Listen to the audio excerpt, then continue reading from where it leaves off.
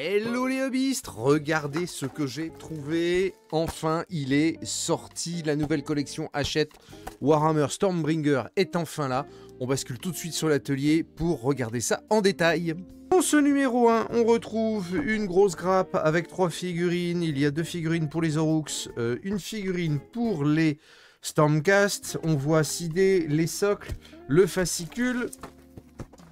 De l'autre côté, on retrouve un petit peu tout ce qui va faire la publicité de cette collection. Donc la présentation du numéro 2 avec les 10 prochaines figurines qui seront offertes au prix de 5 €. Et puis le résumé en gros de cette collection. Allez, on ouvre. On commence par faire le détail de la grappe de figurines. Bon, si vous suivez la chaîne depuis un petit bout de temps, vous savez que quand je vous montre une grappe Games Workshop, on va se retrouver avec quelque chose de qualité. Là encore, ça ne fait pas défaut. Ça a beau être du easy to build, donc sans colle, des parties à clipser, on est quand même sur une gravure de très très grande qualité.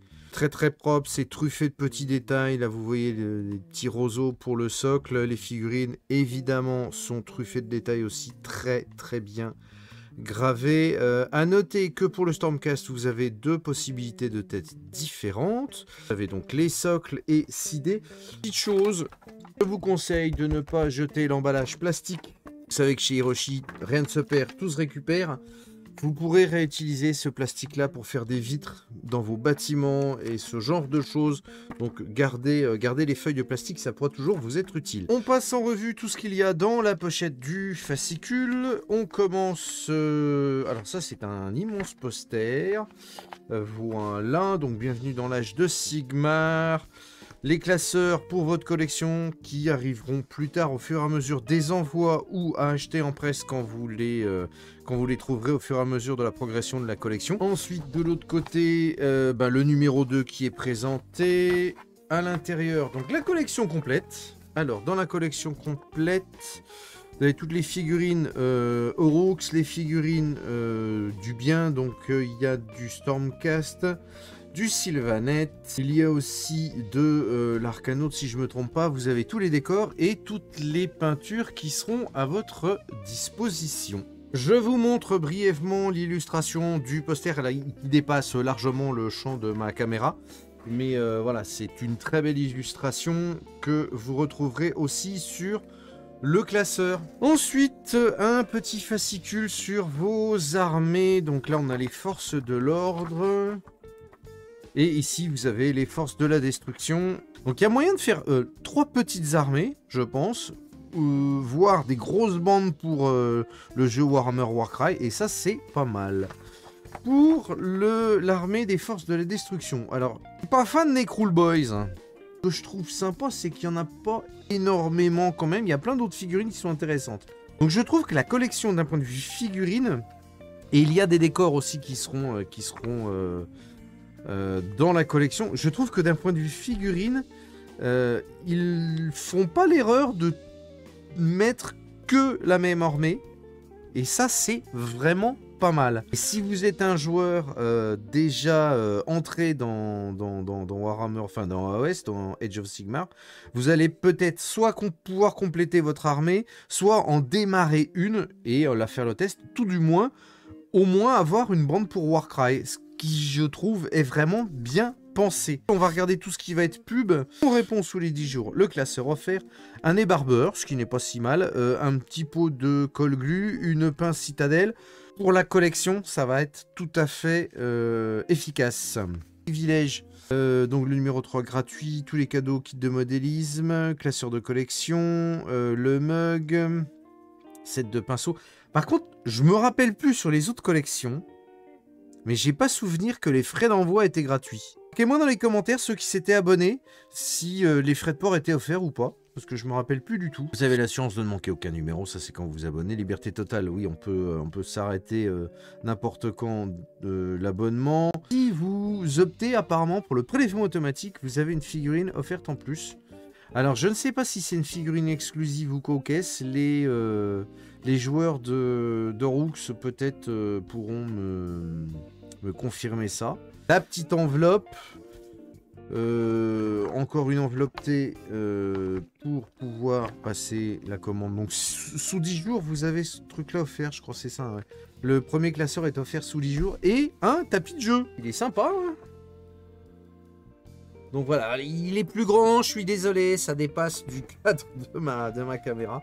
Mais en fait, vous avez ça, je pense que ce sont des marqueurs pour déplacer vos unités, voilà. Mais ça vous donne déjà un très joli plateau de jeu quand même. C'est pas mal. Et de l'autre côté, vous avez un autre plateau de jeu qui est sympa, qui serait limite utilisable aussi pour Warhammer 40 000. Alors, le fascicule principal, alors je dis principal parce que dans chaque numéro que vous allez prendre au fur et à mesure, pour ceux qui ne connaissent pas les collections Hachette Warhammer, vous recevrez un fascicule comme ça, où vous allez retrouver de l'historique, on va voir ça en détail. Comme c'est le numéro 1, on va évidemment vous présenter un petit peu ce qu'est l'Âge de Sigmar, le jeu AOS. Donc historique sur l'Âge de Sigmar, historique sur les Éternels de l'Orage ou Stormcast. Les feuilles sont facilement détachables pour mettre dans les classeurs que vous recevrez, que vous achèterez au fur et à mesure. Un petit peu d'historique global sur les Kruleboyz.